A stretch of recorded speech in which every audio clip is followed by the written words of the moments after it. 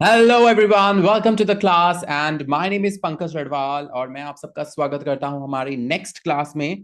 और मुझे पता है कि आप सबके 10th के बोर्ड एग्जाम नज़दीक हैं, डेट शीट आ चुकी है और प्रैक्टिस अगर नहीं है आपकी तो आप बिल्कुल सही जगह पे आ रहे हो, क्योंकि हम यहाँ पे आपको 30 डेज में आपकी पूरी की पूरी जो साइंस की बुक है उसको इतनी अच्छी तरीके से याद करने वाले हैं, लर्न करने वाले हैं कि आप अपना पेपर बिल्कुल जो है इतने अच्छे तरीके से उसको लिख कर आओगे कि यू विल बी अमेज्ड, कि आप यकीन नहीं करोगे कि आने वाले 30 डेज में आपकी तैयारी इतनी अच्छी होगी कि आप अपना पेपर फाड़ कर आओगे डेफिनेटली। ओके, सो जोक्स अपार्ट, पेपर फाड़ के नहीं आना, क्योंकि उसी के नंबर मिलेंगे। आई मीन टू से कि आप इतना अच्छा पेपर करोगे कि एग्जामिनर देख के बहुत चक्का रह जाएगा कि इसको इतनी सारी नॉलेज कहाँ से आई, कहाँ से ये इतनी सारी नॉलेज लिख रहा है आंसर्स में, क्योंकि ये तो बुक में भी प्रेजेंट नहीं है। क्योंकि बहुत सारी जो चीजें हैं वो एनसीईआरटी के चैप्टर्स कट डाउन हुए हैं पिछले 5 सालों में, और एनसीईआरटी की जो बुक है वो बहुत ही ज्यादा कम कर दी गई है to reduce the burden and pressure of the education on the students. But उसमें जो है नॉलेज बहुत क्रिस्प और कंसाइज हो चुकी है, क्योंकि वो लिमिटेड टाइम में आपको लिमिटेड वर्ड्स लिखने होते हैं, लिमिटेड टाइम में आपको बहुत सारे आंसर्स लिखने होते हैं, जो कि पॉसिबल नहीं हो पाता। पर उस एनसीईआरटी की बुक के जो न्यू एडिशन की बुक्स हैं उनमें इतनी नॉलेज नहीं है कि आप उनको पढ़कर लिख कर के बहुत अच्छा एग्जाम लिख पाओ। तो डोंट वरी, आप बिल्कुल सही जगह पर आए हो। मैं हूं ना, तो मैं आपकी डेफिनेटली इस चीज में हेल्प करने वाला हूं। आज हम बात करेंगे हमारे चैप्टर के बारे में। तो हमने पिछले लेक्चर्स में बहुत सारी अगर आपने हमारा कंट्रोल एंड कोऑर्डिनेशन का चैप्टर अभी तक नहीं देखा है तो प्लीज प्लीज प्लीज जाइए और हमारा कंट्रोल एंड कोऑर्डिनेशन का चैप्टर देखिए, क्योंकि उसके समझे बिना आपको ये हॉर्मोन्स वाला जो कंसेप्ट है ये बिल्कुल भी समझ में नहीं आने वाला।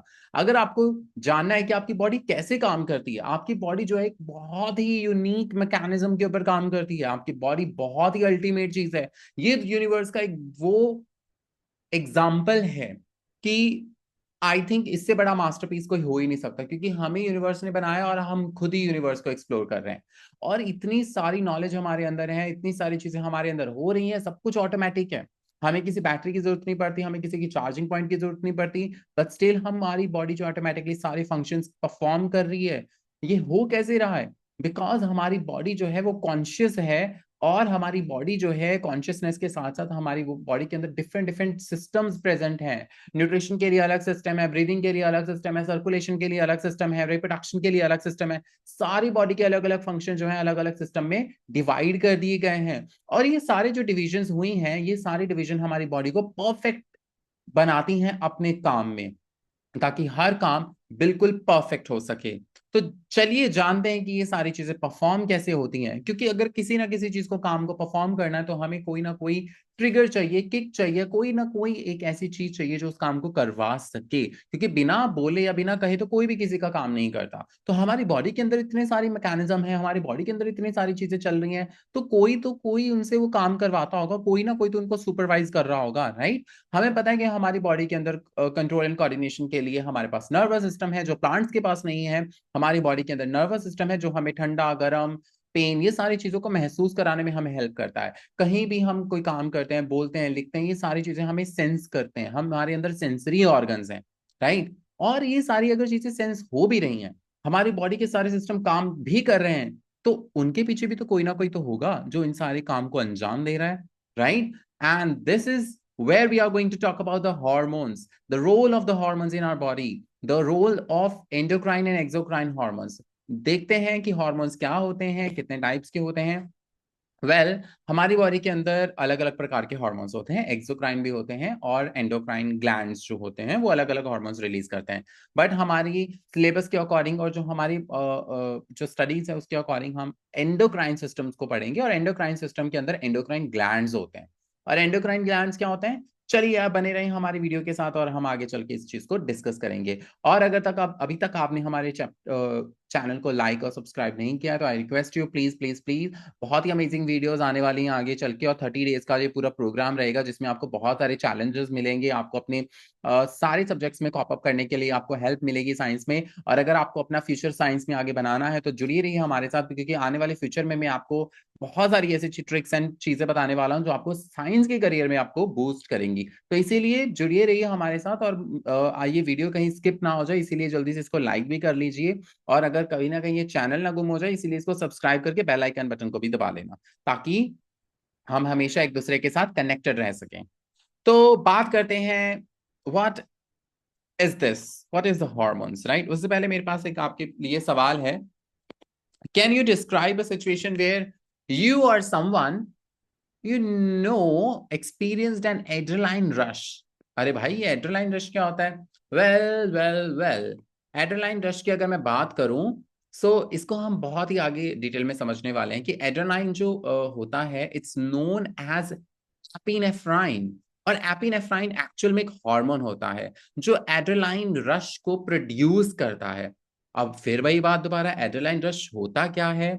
तो in this learning outcomes, at the end of session you will be able to describe the roles of these following hormones in our body. तो आज हम इन 4 हॉर्मोन्स के बारे में बात करेंगे, एड्रेनालाइन, थायरॉक्सिन, टेस्टोस्टेरोन और ओएस्ट्रोजन। तो एड्रेनालाइन क्या होता है, चलिए जानते हैं इनको वन बाय वन।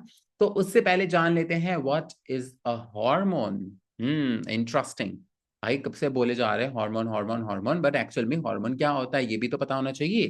तो हार्मोन क्या होते हैं? Hormones are chemical molecules that are released into the blood stream by glands. Hormones कौन रिलीज करता है? ग्लैंड्स रिलीज करते हैं। हम किसके अंदर? हमारी ब्लड स्ट्रीम के अंदर, ब्लड के अंदर हमारे रिलीज करते हैं। And which affects the activity of the cell tissue in our body, और जो कि हमारे सेल्स और टिश्यूज की एक्टिविटी को अफेक्ट करते हैं। और इनमें से ये 4 एग्जांपल्स आपके सामने हैं आपकी स्क्रीन के ऊपर। पहला है adrenaline, produce by the adrenal gland. Adrenaline जो है वो एड्रिनल ग्लैंड के द्वारा प्रोड्यूस किया जाता है। थायरॉक्सिन, थायराइड ग्लैंड के द्वारा थायरॉक्सिन प्रोड्यूस किया जाता है। टेस्टोस्टेरोन, ये मेल सेक्स ग्लैंड्स जिनका नाम है टेस्टिस, राइट। तो टेस्टिस जो है वो प्रोड्यूस करते हैं टेस्टोस्टेरोन, वहीं से इसका नाम आया है।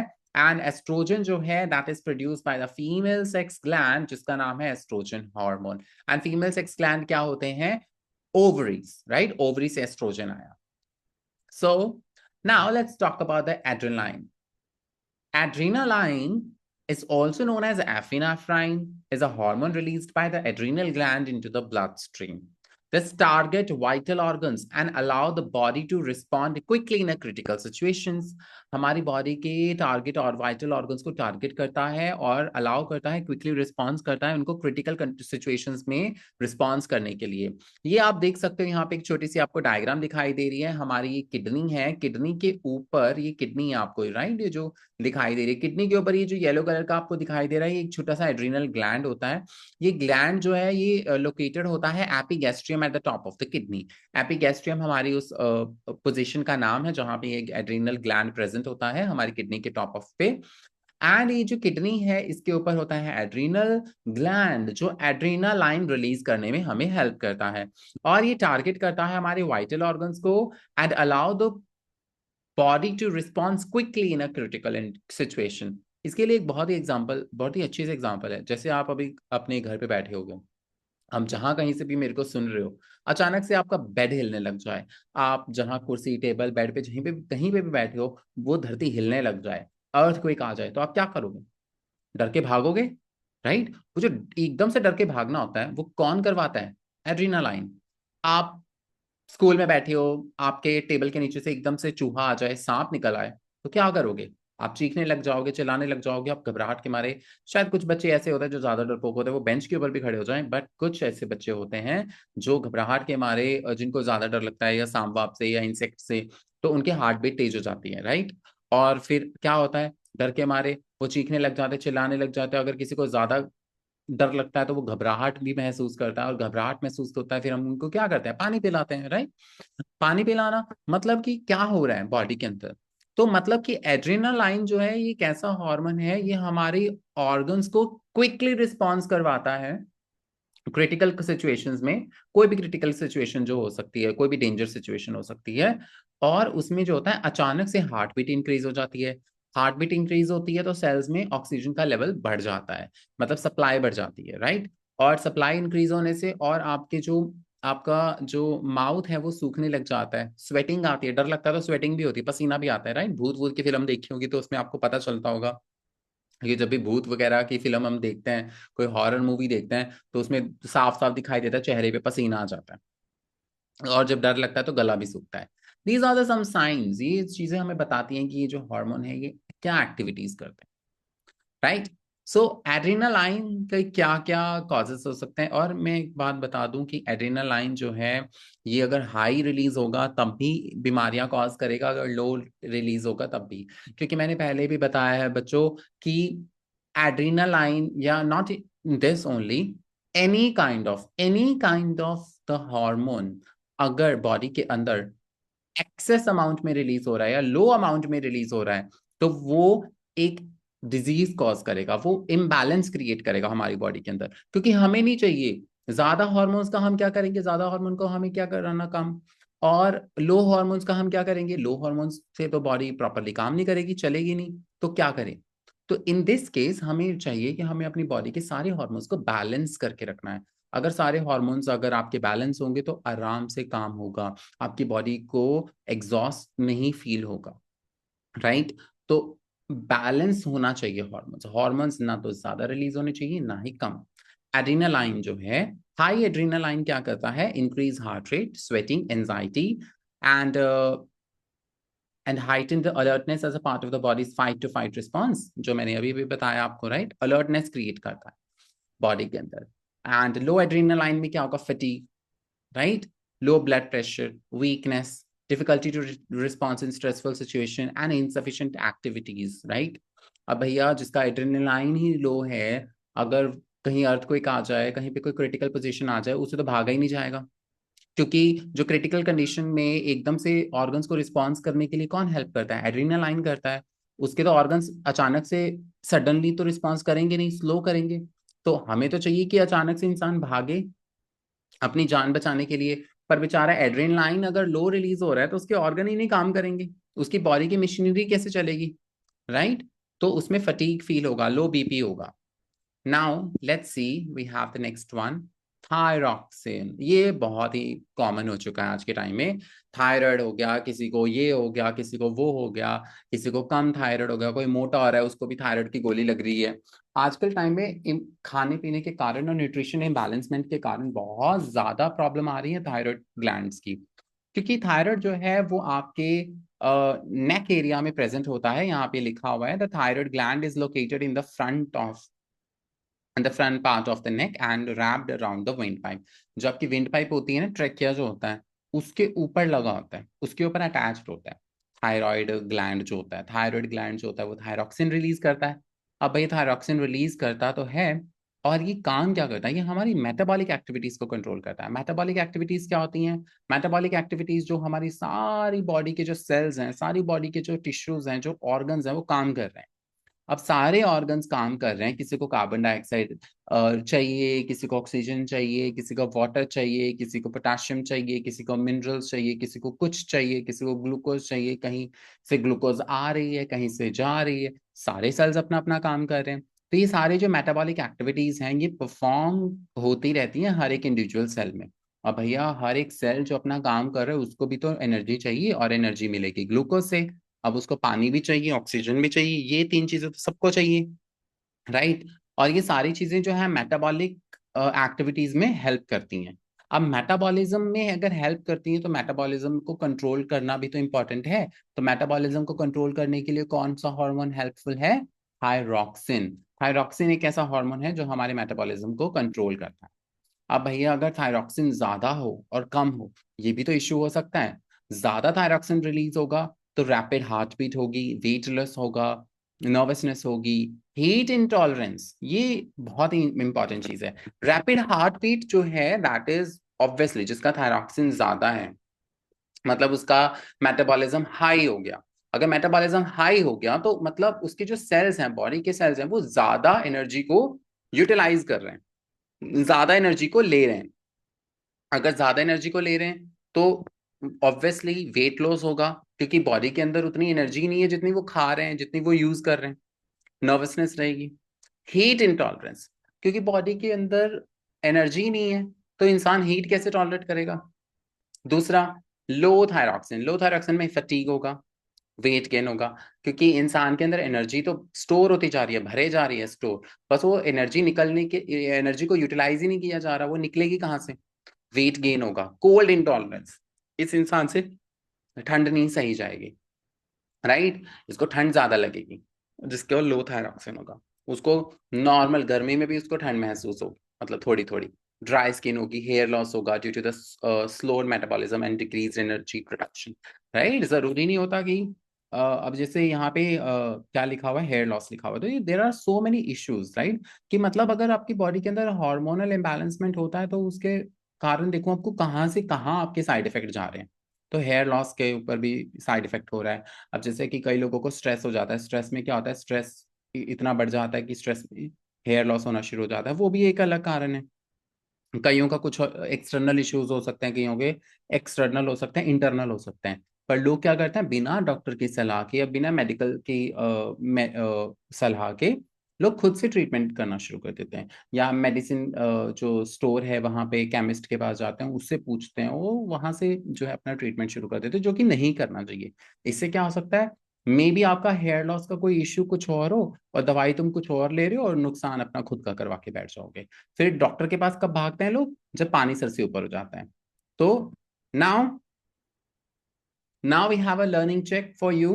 चलिए देखते हैं कि आपको कितना समझ में आया और कितना आपको अंडरस्टैंड हुआ है ये हमारा concept. Read Jane stories, identify which hormones play a role. ठीक है, आपको दो सिचुएशन दी गई हैं, आपको इनको बताना है कि जो जैन है उसके स्टोरीज को आइडेंटिफाई करना, और आपको बताना है कि कौन सी सिचुएशन में कौन सा हार्मोन जो है वो रिलीज कर रहा है।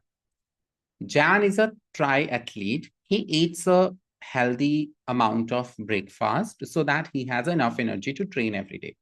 भैया जो जैन है वो ट्राई एथलीट है ना, गेम खेलता है, बहुत अच्छी उसका जो है बॉडी है, और वो बहुत अच्छा हेल्दी ब्रेकफास्ट भी करता है, और वो अपनी एनर्जी को यूटिलाइज करता है, वो जो ब्रेकफास्ट खाता है उसको यूटिलाइज करता है ट्रेनिंग में, ठीक है, डेली।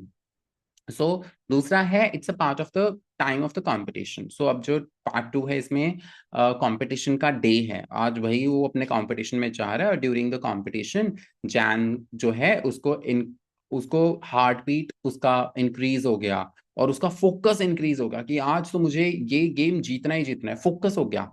और उसकी हार्ट बीट भी थी, जो भैया जब आप एग्जाम में जाते हो तो आपका टेस्ट होता है, तो या जब आप एग्जाम में बैठते हो या जब आपका वाइवा होता है तो आपकी भी हार्ट बीट तेज हो जाती है, अलर्टनेस बढ़ जाती है आपके अंदर, राइट। तो ऐसी कौन सी सिचुएशंस हो सकती हैं, चलिए देखते हैं। यस। सो जो जैन है, अगर वो डेली अपना प्रैक्टिस कर रहा है, डेली खाना खा रहा है, हेल्दी ब्रेकफास्ट ले रहा है, उस एनर्जी को यूटिलाइज कर रहा है, तो थायरॉक्सिन हार्मोन जो है उसको मेटाबॉलिज्म में हेल्प कर रहा है। But at the day of the competition, तो आज उसका डे कंपटीशन का है, तो उसको फोकस होना है, उसकी हार्ट बीट भी तेज हो गई है, तो वो कौन करवा रहा है, एड्रेनालाइन, राइट, ताकि उसके वाइटल ऑर्गन्स प्रॉपरली काम करें और फुर्ती से काम करें। Now the testosterone. टेस्टोस्टेरोन जो एक ऐसा हार्मोन है जो मेल सेक्स ग्लैंड्स, जो टेस्टिस द्वारा प्रोड्यूस किया जाता है। It controls the development of changes in male and deeper voice, facial hairs, pubic hair, and strengthen the muscles and bones and growth of the muscles, right? बहुत सारी activities करवाता है। जो मस्कुलाइन फीचर्स होते हैं, जो मस्कुलैनिटी होती है, वो टेस्टोस्टेरोन के द्वारा आती है। तो टेस्टिस जो होते हैं वो आपको यहाँ पे डायग्राम में दिखाई दे रहे हैं, यहाँ पे दो टेस्टिस दिखाई दे रहे हैं। एक आपकी जो लेग्स होती हैं, लेग्स के बीच में आपको एक पाउच लाइक मटेरियल जो है वो हैंग कर रहा होता है, लटक रहा होता है, उसको हम बोलते हैं स्क्रोटम। और स्क्रोटम के अंदर आपकी दो बॉल्स होती हैं, उन दो बॉल्स को हम बोलते हैं टेस्टिस, राइट। ये आपकी प्राइमरी सेक्स ऑर्गन होते हैं, क्योंकि टेस्टिस के अंदर ही स्पर्म्स बनते हैं, राइट, और यही हॉर्मोन्स रिलीज करते हैं। तो टेस्टिस क्या करते हैं, ये टेस्टिस जो होते हैं ये टू ट्विन्स पेयर में होते हैं। एंड स्क्रोटम जो होता है वो पाउच होता है, उस स्क्रोटम के पाउच के अंदर होता है। सो टेस्टोस्टेरोन के क्या क्या कंडीशंस है। हाई टेस्टोस्टेरोन क्या करता है, high testosterone cause acne, acne होते हैं। अब भैया आप, अब जैसे कि आप अभी 10th में हो, जो बच्चे 8th 9th 10th में होते हैं, तो अब उनकी जो चाइल्डहुड जो टाइम है, जो राइट, वो एज से वो अब अपना आ रहे हैं टीन एज में। तो टीन एज में जब आप बड़े होते हो तो आपको बहुत सारे चेंजेस आपको फील होते हैं, राइट। जैसे कि आपको नाइट फॉल होना, या आपके पिंपल्स आना, या जो आपके आर्मपिट्स हैं उसमें पसीना आना, और स्वेटिंग आना आपको ज़्यादा, और सेक्सुअल अराउज होना, और या फिर आपको क्या कहते हैं उसको, there is a one another thing which I forget. Just a minute. Like, हाँ, the like you feel the facial hair also, pubic hair also. तो बहुत सारी चीजें चेंजेस आते हैं आपके टीनेज में। तो आप मतलब आप अडल्ट हो रहे हो। तो उस टाइम पे क्या होता है, टीनेज में जब आप 13 14 15 की साल की उम्र में आप एंटर करते हो, तब आपकी बॉडी के अंदर टेस्टोस्टेरोन की मात्रा धीरे धीरे बढ़ती है। तो जैसे जैसे धीरे धीरे मात्रा बढ़ती है, तो मतलब आप कहते हैं कि जब आप जवान होते हो, जब आप यंग एज में आते हो, तो यंग एज में एक्ने होते हैं, पिंपल होते हैं, तो वो साइन है कि टेस्टोस्टेरोन बढ़ रहा है, हाई हो रहा है। पर ज्यादा, जरूरत से ज्यादा अगर टेस्टोस्टेरोन होगा, वो भी एक प्रॉब्लम है, इश्यू है।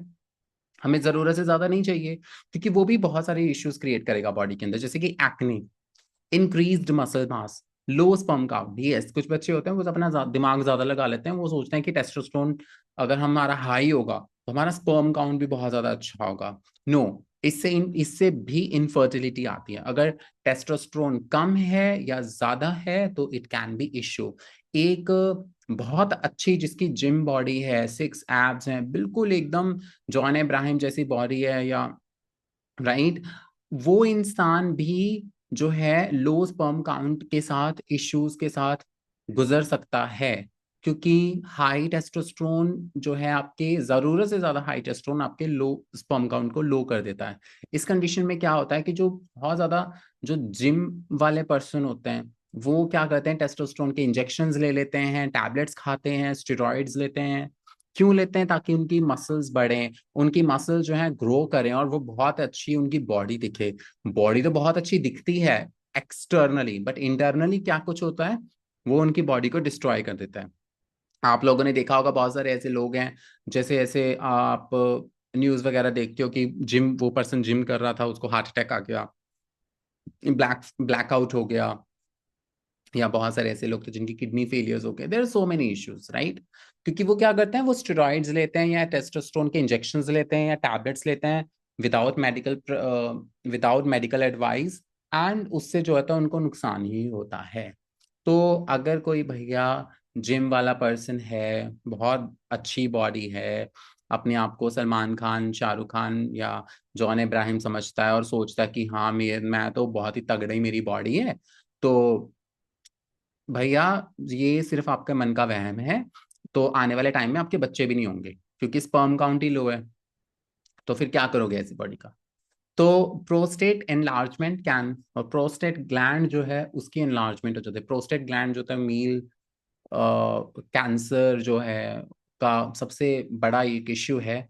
प्रोस्टेट ग्लैंड होता है बच्चे, एक मेल सेक्स ऑर्गन के अंदर।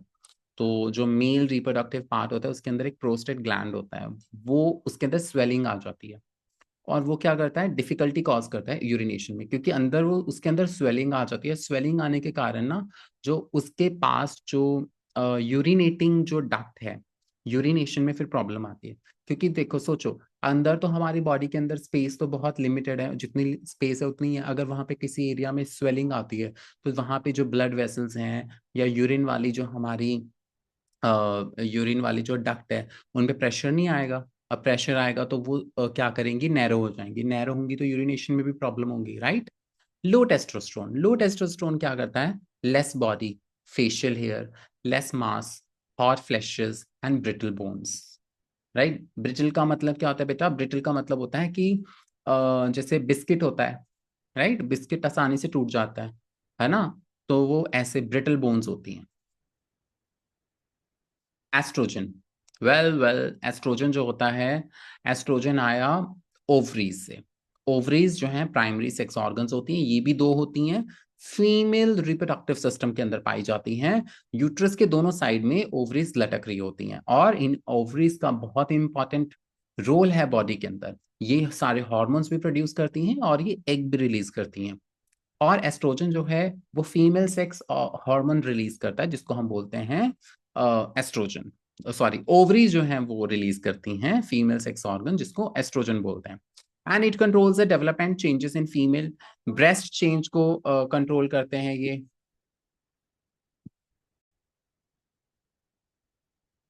So now let's start about the estrogen's high and low causes. So what happen कि जब एस्ट्रोजन जो है वो लो होता है तो हैवी और इरेगुलर मेंस्ट्रुएशन होता है। जैसे मैंने आपको बताया कि फीमेल रिप्रोडक्टिव पार्ट में ओवरीज होती हैं, 2 ओवरीज होती हैं और दोनों ओवरीज जो हैं वो फीमेल सेक्स हार्मोन्स प्रोड्यूस करती हैं जिसको हम बोलते हैं एस्ट्रोजन। और एस्ट्रोजन जो है वो बहुत ज्यादा इंपॉर्टेंट है इन फीमेल और फेमिनाइन जेस्चर्स और फीमेल सेकेंडरी सेक्सुअल कैरेक्टर्स के लिए।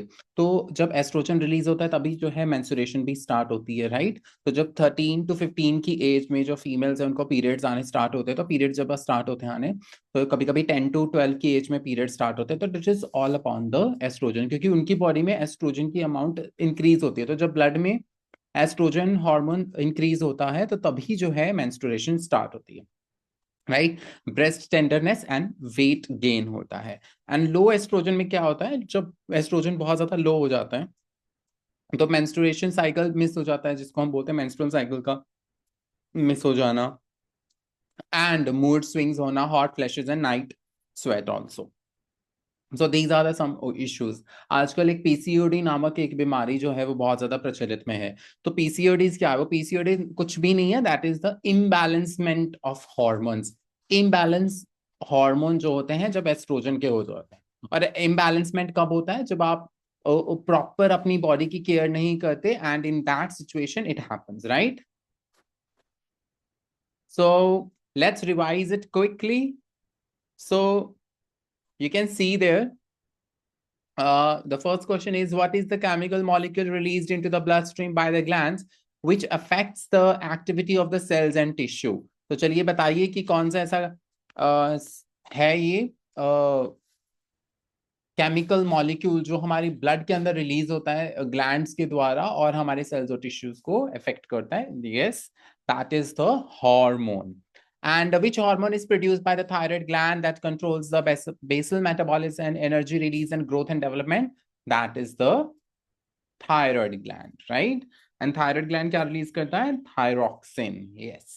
Which hormone targets vital organ and allows quickly response in critical situation? Well, we all know that in critical situations, adrenal gland release करता है adrenaline. And then which hormone controls the development changes in male? And जब भी male development की बात आएगी तो it's all about the testes, and testes क्या release करते हैं? Testosterone. And which hormones release the development changes in female? The breast development, release of egg, and marks the beginning of the menstruation. That is definitely the estrogen. So it is all okay. So it is all about the today's lecture. So thank you so much for being here with me. So this is all about the answers of the previous questions.